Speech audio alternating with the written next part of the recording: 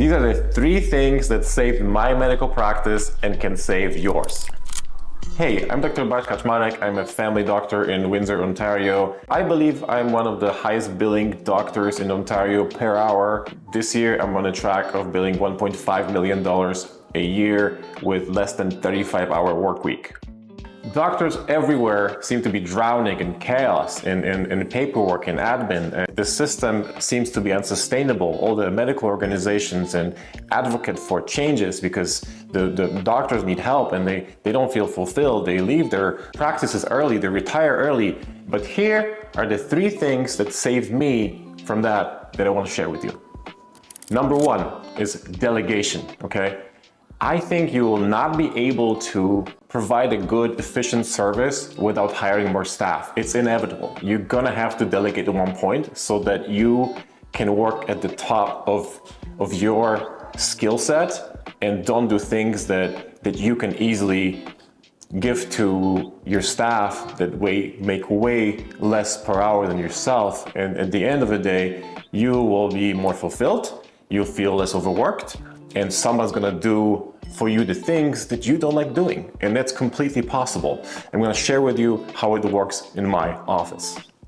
So first, delegate all non-medical stuff, all non-medical assignments, like sick notes. I used to type sick notes in the room, and then patient would tell me, oh, do you mind changing the date? Or actually, I want not 2 days, but 3 days of work. Can you change it? And then you keep on printing, changing, and then even worse, explaining yourself, there's a fee for this, and then they're gonna tell you, oh, the other doctor charged me $5 less. And not only you just got yourself in a position where you're doing the things you don't need to be doing, and you have to explain the fees now, feel guilty of telling them, explaining them. The best thing to do that works for me is to delegate to the front desk. The medical students and residents that work with me hear me say front desk so many times per day, they're probably sick of it, but this is what saves me in my practice. I give parameters of notes to my front desk. They know they can send a note to the patient knowing what their concern was up to 3 days, and I don't have to be involved in this. They do this on their own, and they charge the patient, and they're explaining the fees and the rules, not me. This is a big thing that will save you. Another thing that works for me is to have your rooming staff type up all the necessary billing required flow sheets, forms, and reviews. Have your rooming staff or front desk explain questions like, when am I gonna get my MRI? I've been waiting 2 months. Is it far off? Can you tell me if it's coming? All this you don't want to be involved in, and either say front desk or have your rooming staff come back in and talk to those patients about it. Now, what I do in my office, I delegate all the prescription renewals that are up to a certain level of narcotic medications. I have trained and trust my staff to the point that they do this. And if you think about it, if there's a medicine you would refill anyway, because it's amlodipine, patients need another 3 or 6 months of it, and you would do it anyway, why would you delegate this to someone to do it for you with some parameters? Maybe if a patient hasn't been seen in the clinic for over a year, you want to make an appointment instead of referring, but this you can, all those parameters you can set and have your staff execute that for you, right? The same thing is with normal labs. I realized that if I do normal labs clicking, it takes depends on your system, about several clicks to post a normal lab. Sometimes they have to open and there's a wheel spinning. So, and if you know they're normal, my rule is that I delegate normals to my staff and I only take care of the ones that are marked red or abnormal. Everything else, all the clicking that I can avoid doing, I just freed myself from it by just having my staff do it for me. Also, it's super important to have roomers, I think, staff that room patients for you. From a certain volume, you're super more efficient if you have people help you collect the history, collect patients' complaints, make them in a list.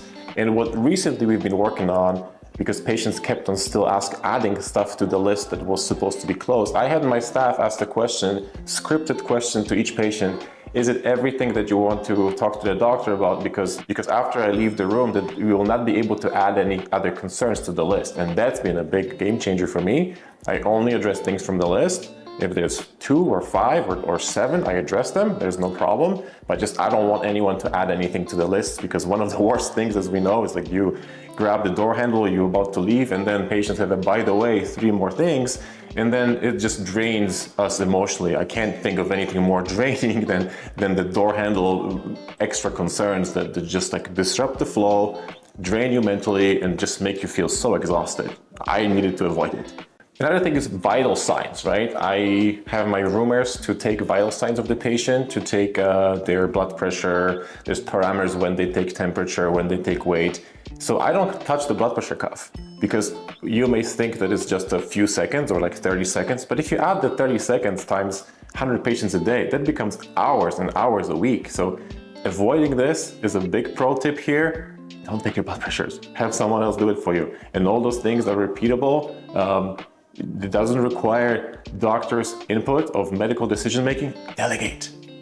Now, a similar thing is from with the review of screenings and preventive care, right? So I have a rule that I will review each time patients in the room, which is a great thing. It's a recommended thing, right? But often you encounter these patients coming for a rash, for something quick. They still have to review whether you had a colonoscopy within the last 10 years or whether you had your Tdap shot. And the patient grows anxious and upset at you. You're doing the right thing, but they just came for something else. And they kind of annoyed at you that you don't address what they come here for, right?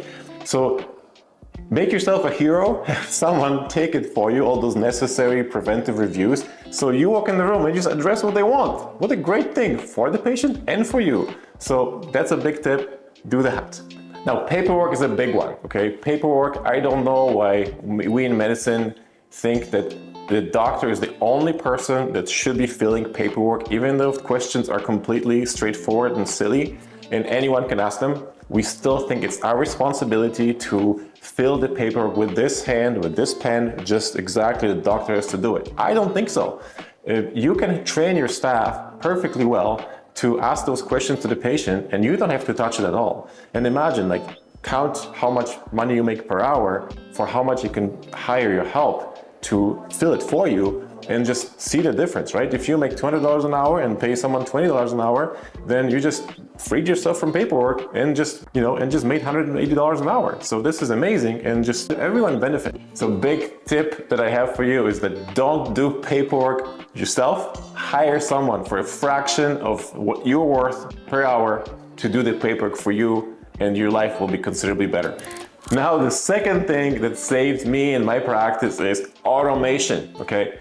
To a large degree, we all have some automation in our system. We have some electronic faxing, or some maybe of us have messaging, some sort of like online booking, but very few people have all of it. And my idea was to get as much automated technology as possible, and I think we're doing this, and it's a huge, huge help. So a big thing that works for me is patients booking their appointments online. That frees my reception that I can't live without. And I don't want them to be burnt out with answering the same phone call 100 times a day.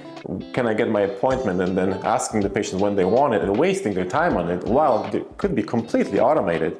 And that's what we're doing right now. Every appointment booking is online only. We have created JavaScripted forms. The patient answers all the questions about their health and what they have, what they don't have. They have to mark it, their medications, their history. Everything is answered in the JavaScripted forms. And those forms not only come to my computer, but they also come to the CPP part where they populate themselves in the right spot. So no one has to retype it. It's all done the moment you come in the room. Even before that, the night before, the new patient is going to come, you look at their file, it's already prepared and ready. So this allows us to have really virtually zero paper forms. No one has to scan the forms to the computer. They're basically unsearchable through computer searches. Or even worse, no one has to retype the forms and waste their time. God forbid the doctor's retyping the form, because a lot of us still do that. Somehow we can't free ourselves from this manual labor, but there are ways to do it better. I recommend that you look into those options where all this can be automated for you. Now, a big part of how we work in my clinics is we use IVRs, which is the telephone system, to the maximum of their capacity. There's a lot of options of putting messages on the IVR. So when the patient calls the clinic, they have to hear a message before they connect it to your receptionist. So, for example, if I moved I could just have a regular phone number and my receptionist will be picking up the phone calls and telling everyone one by one that we just moved. While this thing can be recorded on the machine, so before they connect to the receptionist, they have to hear it. So the same with we have flu shot from November the 1st. We don't have flu shots anymore. From January 1st, all the booking will be entirely online and the website is this and that. That's super helpful. So that takes away a lot of repetitive work from your staff, and they're gonna be grateful to you for that, because it's just caring for your team. That means being a good leader, that you spare and save your staff from automated repetitive burnout causing work. Another thing you can automate easily, you can set parameters for patients' complaints and have your clinical team send prescriptions if there's parameters met, such as UTI. If patients meet certain parameters, my staff will send an antibiotic.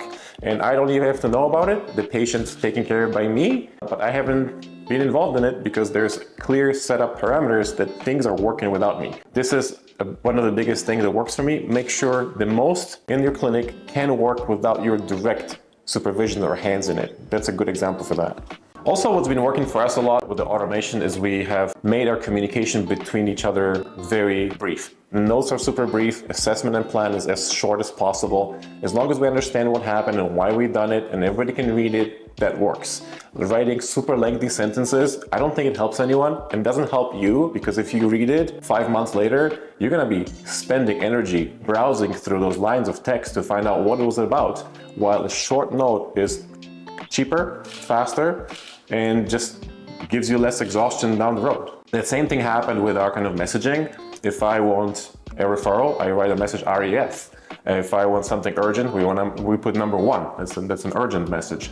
If it's a little less urgent but has to be taken care of same day, we put number 2 in the message. That's our coding where no one has to type urgent or please review as quickly as possible. Although all those things shorten down, make the whole system flow better and faster. What works for me too, I have recently moved to a new location where I have 7 rooms that are for me. I made sure that every room is exactly the same. The bed is in the same place, the desk is in the same place, there's the same computer, each room has a printer, each room has the otoscope and ophthalmoscope in the same exact spot. Each room has the same supplies, so it doesn't matter if you're in room 1 or 5 or 7, you just use them the same. So there isn't a favorite or least favorite room, they all just helping the flow. You don't have to worry that, oh, I can't see this patient because it's not the right room. It helps. So if I think of why do we have to automate and delegate? Big thing is for me like the how things look like at the airport nowadays. So you walk in and no one's really helping you, no one's really greeting you to take your luggage or help you up. You just have to figure it out on your own. You have to find a kiosk where you print your own boarding passes, you print your own luggage tag. You have to find a place where to drop it off, make sure it's the right spot. And then maybe someone will help you if you want something extra, but for the basic things, no one's there to help you, right? So the same thing in the medical field, it's inevitable. We're gonna have to go the same route where automation, kiosks, patients self-answering questionnaires, this is inevitable. We have to go that way sooner or later. We can't sustain high human work environment with the prices, the compensation to the doctors that are not going up adequately with inflation. And now the third thing that saved my medical practice is rooming, in order of rooming and room queuing. That is probably a tip for doctors who run 4 more rooms and have rooming staff, but that's a big thing. In my previous office, we started off with room flags, making sure I know which patient's first, second, third, and fourth, so that the patient at the end of the hallway doesn't wait the longest just because he was randomly put in the farthest away part of your office. So we wanted to make sure everybody gets seen in the proper order, and the flags were working. So one time there was a flag system for my nursing, and then there was a flag system for me, and there was a lot of flipping and then moving. That was working, but it stopped working when we moved to an office with 7 rooms. From that moment on, we have thought of a system and we put it on the iPads. We created our own software. The software we use right now is actually telling us exactly who's first, second, third, or fourth for the nursing team and for myself. It allows a communication that if I'm leaving the room and I want my nurse to come back in the room, I just press a button and keep on going. And it allows us to reduce bottlenecks, identify idle time, and actually Practically, the main benefit that we noticed, we're able to reduce our appointment time from about 9.5 minutes to less than 5 minutes per patient. So these are my 3 things that saved my practice. And if I could get an extra pro tip for you, it would be hire help today. Hire help today for at least once a week, so you can have this help for paperwork. So imagine that situation. You walk into your office, you see a patient with a bunch of paperwork, and instead of dreading it and thinking this is the end of it, you're gonna take the paperwork, you're gonna put it in an inbox for your staff that you just hired for coming once a week. You're gonna keep on moving to another room and just feel free from it. And this one day a week, this person's gonna come for a fraction of your salary per hour. They're gonna do the paperwork. If they have questions, they will call the patient. These are all the questions that can be answered very simply, and they're gonna do the paperwork for you. So you don't have to see it. It's gonna be done for you. You feel freer. You don't have to take anything home, and you're actually gonna be benefiting from this on the spread from your salary to the salary of the person you're paying. So these were the 3 things that saved my medical practice from feeling overworked and exhausted. And these are, again, like delegation, automation, and the room flow system. I hope it works for you. If you have any questions, you can send me a message under the video, and I'd love to help you out.